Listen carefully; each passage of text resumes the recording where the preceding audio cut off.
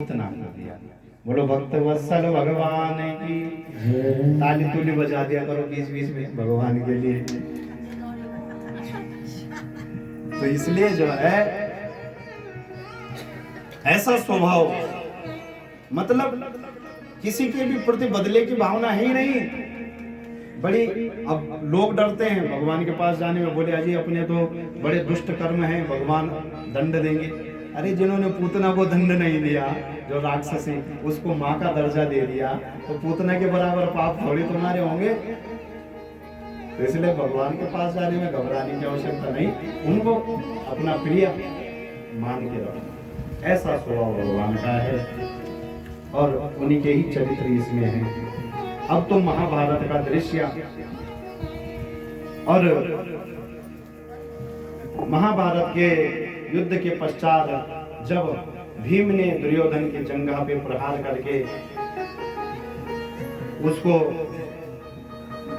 मूर्छित कर दिया, पड़ा है एकांत में। बोले दुष्ट की दुष्टता समाप्त नहीं होती, मरणासन्न है लेकिन मन में अभी भी दुष्टता है। अश्वत्थामा मिलने गए, अरे मित्र तुम्हारी ये दशा मुझसे देखी नहीं जाती। बोले मेरी जंघा टूटी हुई है, मुझे इस बात का दुख नहीं है, मुझे दुख इस बात का है कि हम 100 भाई थे, 100 के 100 खत्म हो गए और वो 5 पांडव थे आज भी बने।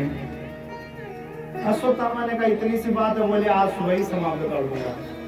प्रातः काल में भगवान श्री कृष्ण के द्वारा लीला रची गई, पांडवों को उठा दिया गया, लेकिन द्रौपदी के 5 पुत्रों को ही पांडव समझ के उसने उनके मस्तक उतार दिया और प्रसन्न होकर आया, मित्र मैंने बहुत बड़ा काम कर दिया, मैं 5 पांडवों के सर उतार के ले आया। जैसे दुर्योधन ने देखा रोने लगा, अरे मित्र ये क्या कर दिया, ये तो हमारे कुल को बढ़ाने वाले थे और तुमने इनको भी समाप्त कर दिया। अब हमारे पुत्रों को कौन तर्पण देगा, कौन जल देगा।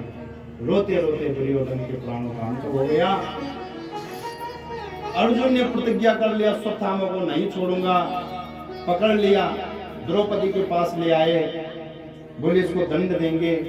द्रौपदी ने कहा ब्राह्मण का पुत्र है, अवध्य है, छोड़ दो। भगवान श्री कृष्ण से पूछा गया क्या दंड दिया जाए। भगवान ने कहा जो महिलाओं का अपमान करे, जो महिलाओं का अपमान करे, स्त्रियों का अपमान करे, जीवों को कष्ट पहुंचाए, बच्चों को कष्ट पहुंचाए, उसको बोलते आतताई। आतताई को मारने में कोई समस्या नहीं, मार दो, लेकिन ब्राह्मण अवध्य है। दोनों बात कह दी, आतताई को मार भी दो लेकिन ब्राह्मण का वध नहीं करना। अब तो बड़ी समस्या हो गई, लेकिन छोड़ दिया गया।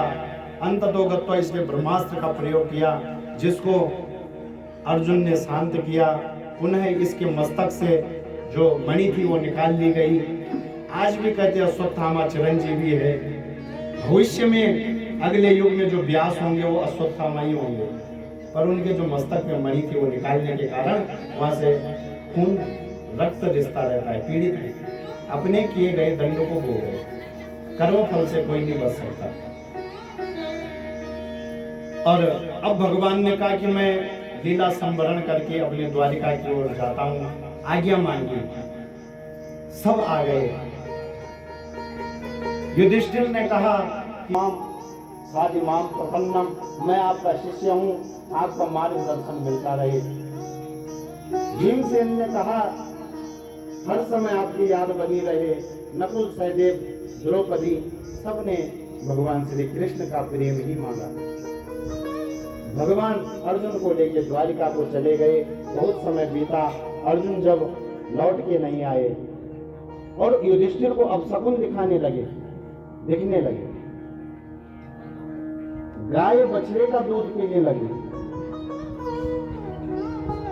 वृक्षों से जो वायु आ रही वो उष्ण वायु प्रवाहित हो रही, नदियों ने अपनी गति बदल दी, नीचे की अतिरिक्त ऊपर को बहने लगी। ऐसे अपशकुन देखने को मिले तो युधिष्ठिर बालक का वध कर दिया, किसी ब्राह्मण संत का अपमान कर दिया, अथवा गौ माता को कष्ट पहुंचा दिया। ऐसा तुमने कौन सा पाप किया। अपमान करे उसके मुख का तेज चला जाता है, जो बच्चों को अपघात करे